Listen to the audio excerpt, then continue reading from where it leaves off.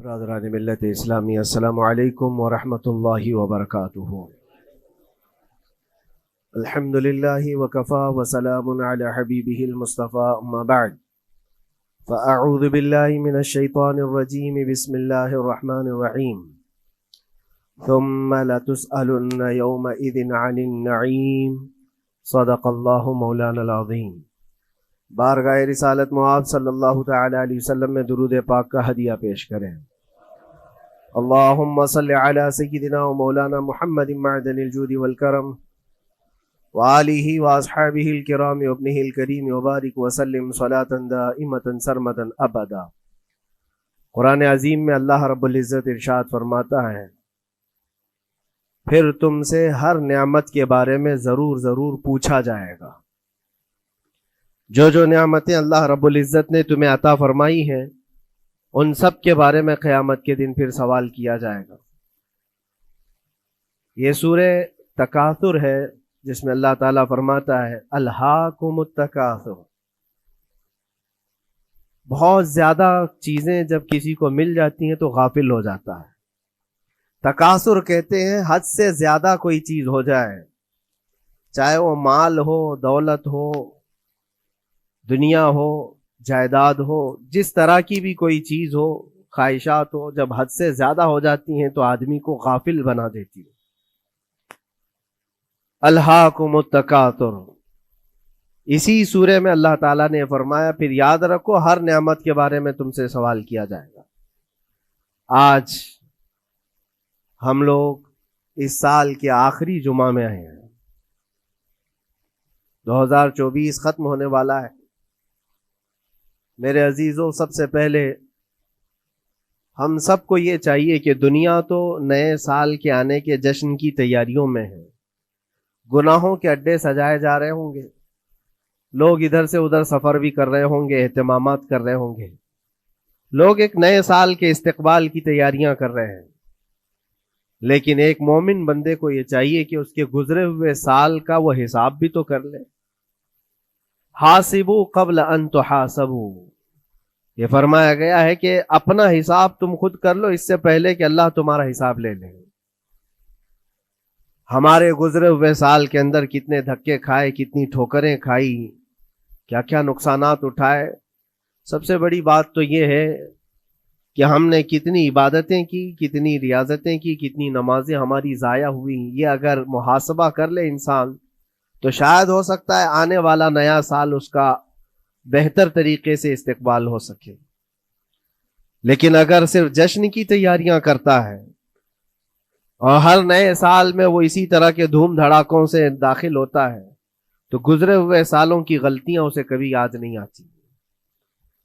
اللہ تبارک و تعالیٰ قرآن پاک میں فرماتا ہے کہ تم سے ہر نعمت کے بارے میں پوچھا جائے گا، ہر نعمت کے بارے میں پوچھا جائے گا۔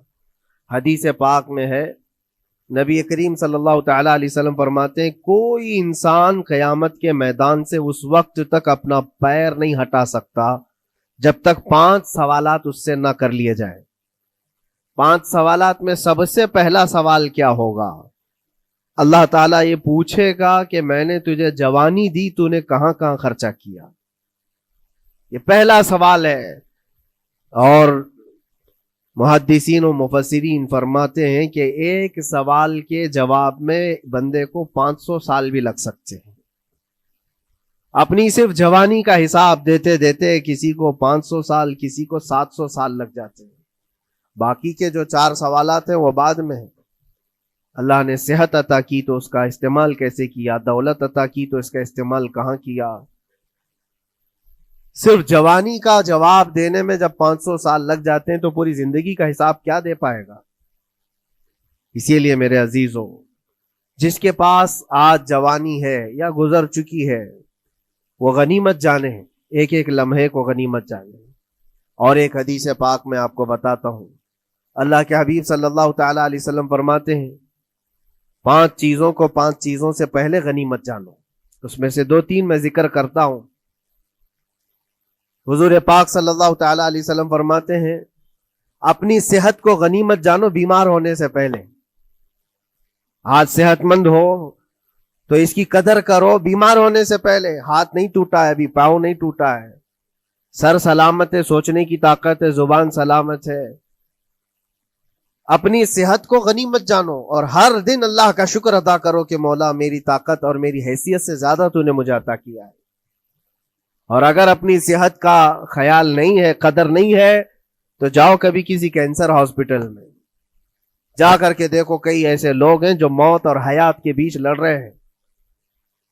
کچھ تو ایسے ہیں جو روز موت کی تمنا کرتے ہیں لیکن موت بھی نہیں. مجھے یاد ہے آج تقریباً 8-9 سال ہو گئے ہوں گے, ایک کینسر ہاسپٹل میں ایک ادھیڑ عمر کے شخص سے ملاقات. میں تیمارداری کے لیے عیادت کے لیے جایا کرتا تھا. اس شخص نے بستر پر لیٹے لیٹے کہا اس کے گردن میں ایک ایسی عجیب قسم کی کینسر کی پھنسی تھی جس سے ہمیشہ خون اور پیپ رستا رہتا ہے. کافی دنوں سے ہاسپٹلائزڈ ہے, لیکن ایک اس کی جو گڑ گڑاہٹ دیکھا اور ریکویسٹ میں نے سنا, کہا کہ حضرت صرف اتنی دعا کر دے کہ میرا سر اٹھے اور میں سجدہ کر سکوں.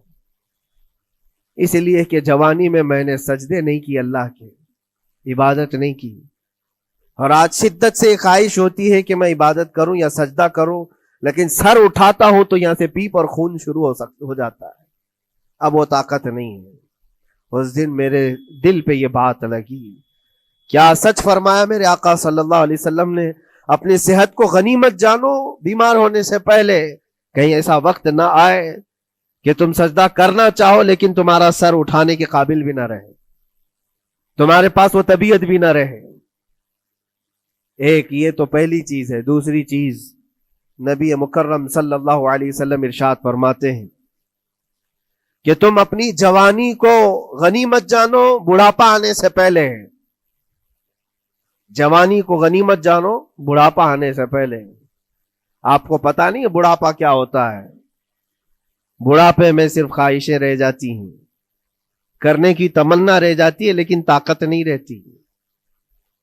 بڑھاپے کے اندر اعضاء ڈھیلے ہو جاتے ہیں, نہ وہ صحیح ڈھنگ سے پوری عبادت کرنے کے قابل رہ جاتا ہے, بلکہ وہ سوچتا رہ جاتا ہے کہ کاش میں اپنی جوانی میں اتنی نمازیں پڑھ لیا ہوتا, اتنی تسبیح پڑھ لیا ہوتا, لیکن کر نہیں پاتا. اسی لیے اللہ کے نبی صلی اللہ علیہ وسلم نے فرمایا بڑھاپا آنے سے پہلے اپنی جوانی کی قدر کر لو. اور اتنی تیزی سے یہ جوانی جاتی ہے پتہ بھی نہیں چلتا, بہت تیزی سے گزر جاتی ہے. جوانی ایسا شباب ہے کہ یہ بجلی کی طرح بھاگتی چلی جاتی ہے, کیونکہ جوان ہوتے ہی آدمی کے اوپر ایسی ذمہ داریاں آئیں. اس کو شادی کا خیال آیا, شادی کیا, بچوں کا خیال آیا, بچے ہوئے, پالنے کی بات, گھر بنانے کی فکر, بزنس کی فکر, جاب کی فکر. ان تمام چیزوں میں اتنا گھرا رہا کہ جوانی نکل گئی, بال سفید ہو گئے, پتہ ہی نہیں چلا, بڑھاپا آ گیا.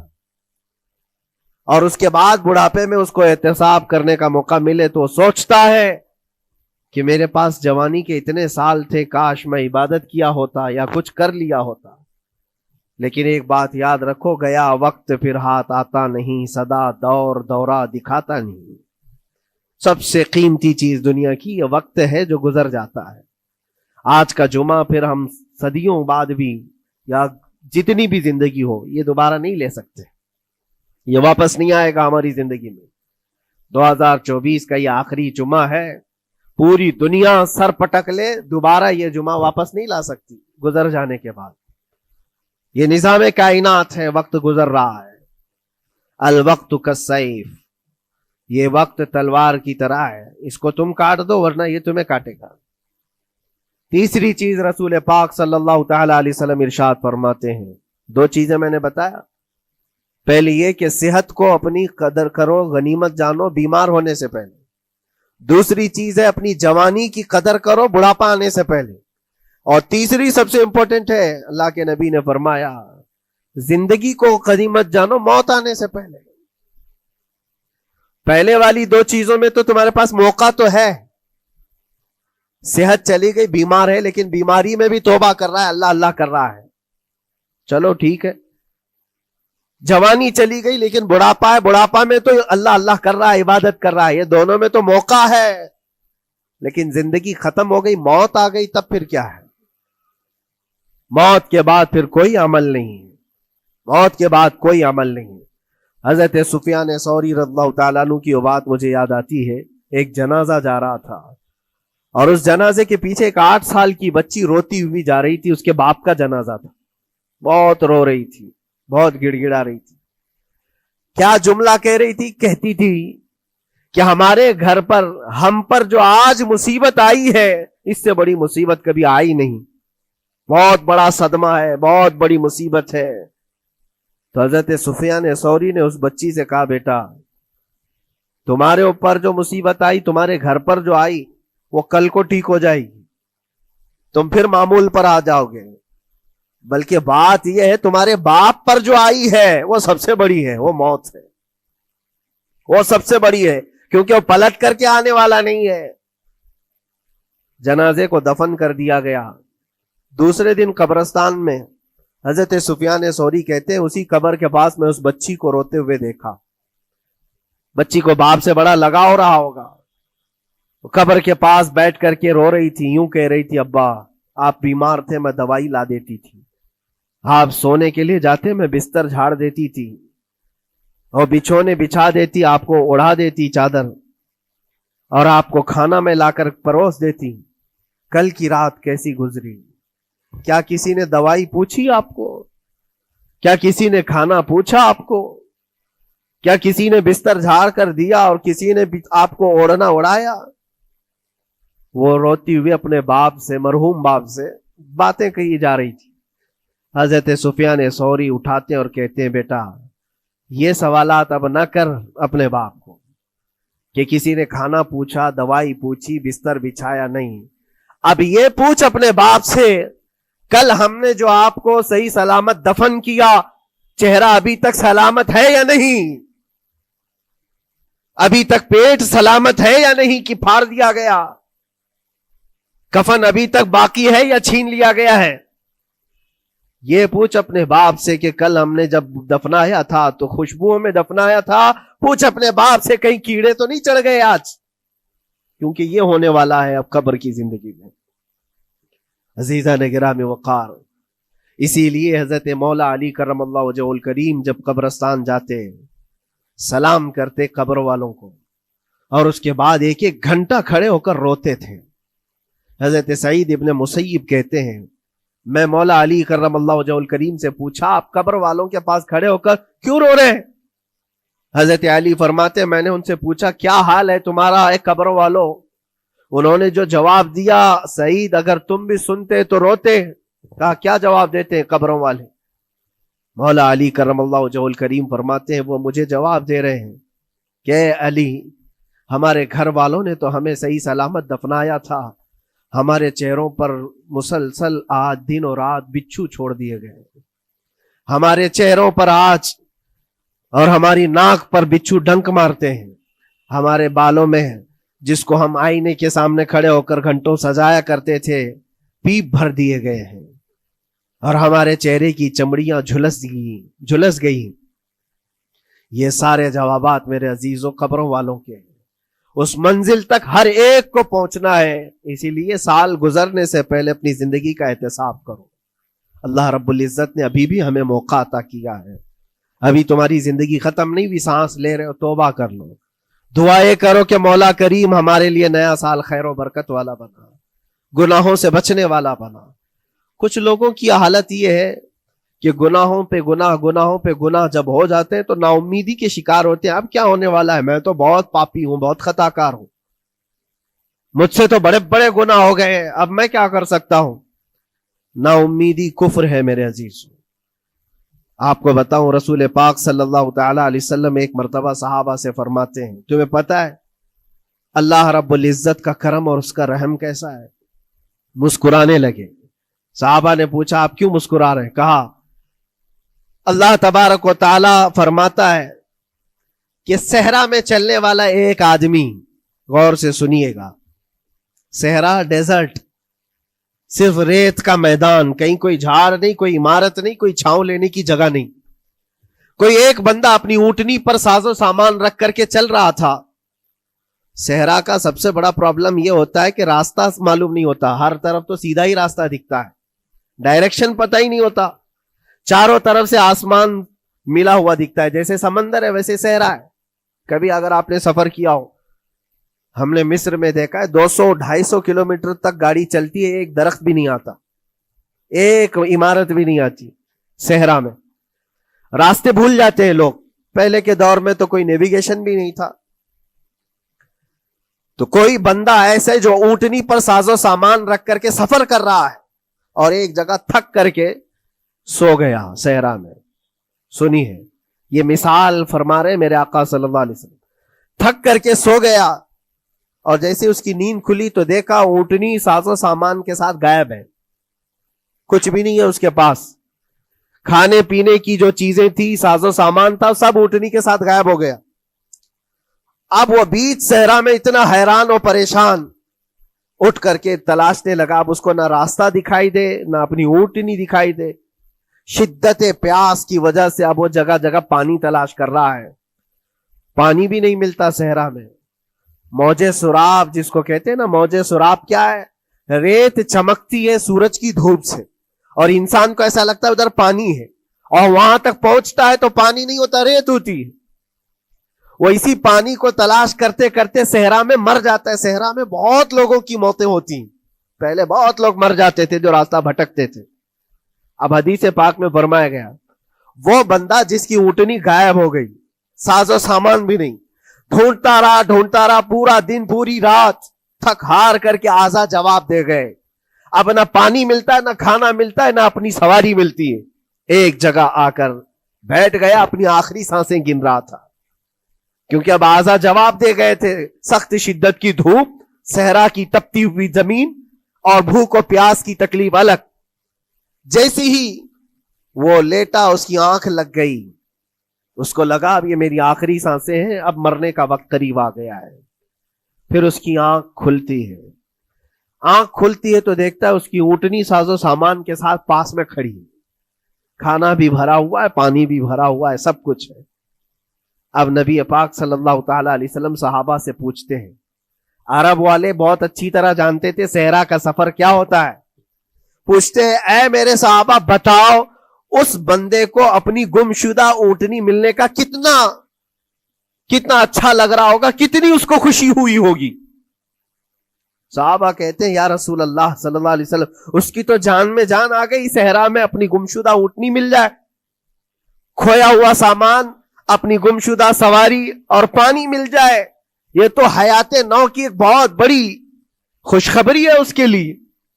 حضور پاک صلی اللہ تعالی علیہ وسلم فرماتے ہیں سنو, یہ مثال میں نے بتایا, اسی طرح سے اگر کوئی بندہ گناہوں میں ڈوب گیا ہے, خطاؤں میں ڈوب گیا ہے, کثرت سے گناہ کرتا رہا, پھر تھک ہار کر کے ایک دن واپس آ گیا, اللہ کی بارگاہ میں سجدہ ریز ہو گیا, جھک گیا, تو اس گمشدہ اونٹنی کے ملنے سے اس صحرا نورد کو جتنی خوشی ہوئی تھی, اللہ کریم اس سے بھی زیادہ اپنے بندے کے واپس آنے پر خوش ہوتا ہے.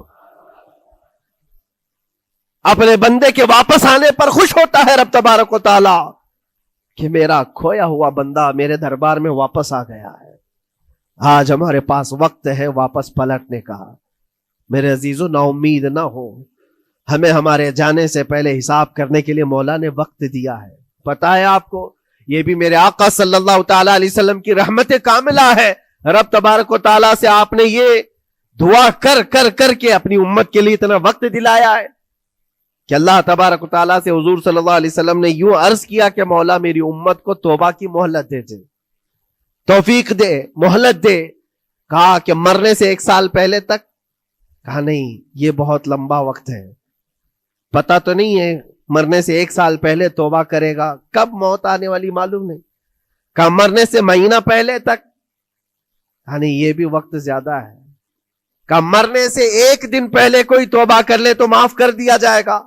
نبی پاک صلی اللہ علیہ وسلم نے اللہ کی بارگاہ میں گڑ گڑاتے ہوئے کہا مولا 1 دن بھی بہت ہے, اور موقع دے دے میری امت کو, میری امت کو اور موقع مل جائے. رب تبارک و تعالیٰ نے 1 دن پہلے توبہ کرنے والے کو معاف کرنے کا وعدہ فرمایا, لیکن نبی رحمت صلی اللہ علیہ وسلم نے عرض کیا کہ مولا اور بھی کم کر دے. رب تعالیٰ فرماتا ہے موت کا جو گرگرا آتا ہے، یعنی جو ہچکی آتی ہے، فرشتے نظر آنے لگتے ہیں، رب تعالیٰ فرماتا ہے اس سے 1 منٹ پہلے بھی توبہ کر لے میں سب معاف کر دوں گا۔ یہ صرف رسول پاک کی اس امت کے لیے، اس امت کا خاصہ ہے۔ مرنے سے 1 منٹ پہلے بھی وہ آ جائے اللہ کی بارگاہ میں، مولا معاف فرما دے گا۔ عزیزان کرام وقار، اسی لیے میں عرض کرتا ہوں کہ وقت تمہارے ہاتھ سے نکلنے سے پہلے تم آ جاؤ اور اسی دربار میں آؤ جہاں بیٹھنے والا صدیق اکبر بنا، جس کے قدموں میں بیٹھ کر فاروق اعظم بنا، جس کی چھاؤں میں چلنے والا عثمان ذو النورین بنا، اور جس کا لعاب پاک پی کر کے حیدر کرار بنا۔ اس دربار میں آ جاؤ، کامیابی ہماری وہیں رکھی ہے۔ اللہ کریم ہمارا یہ گزرا ہوا سال، اس میں جتنے ہماری غلطیاں، کوتاہیاں، کمیاں، بیشیاں، گناہ ہوئے ہیں، مولا اپنے فضل و کرم سے معاف فرما دے، اور آنے والے نئے سال کو ہمارے لیے خیر و برکت والا، ایمان و استقامت والا سال بنا دے۔ اسلام و سنیت کا بول بالا فرما، کفر و شرک کا منہ کالا فرما، گستاخان رسول کو تباہ و برباد فرما، شاتمان رسول پر تو عذاب علیم نازل فرما۔ اے رب کریم، اے احسن الخالقین، مولا ہم سب کو مرنے سے پہلے سچی توبہ کی توفیق نصیب فرما۔ وآخر دعوانا ان الحمدللہ رب العالمین۔ السلام علیکم۔ اگر آپ اس کلام کو سنتے سنتے آخر تک پہنچ چکے ہیں تو ظاہر ہے آپ کو یہ کلام پسند آیا ہوگا۔ اسی طریقے کے اور کلام سننے کے لیے ہمارے چینل کو سبسکرائب کیجئے اور بیل آئیکن پریس کر دیجئے۔ ملتے ہیں اگلی ویڈیو میں ایک اور کلام کے ساتھ، جب تک کے لیے خدا حافظ۔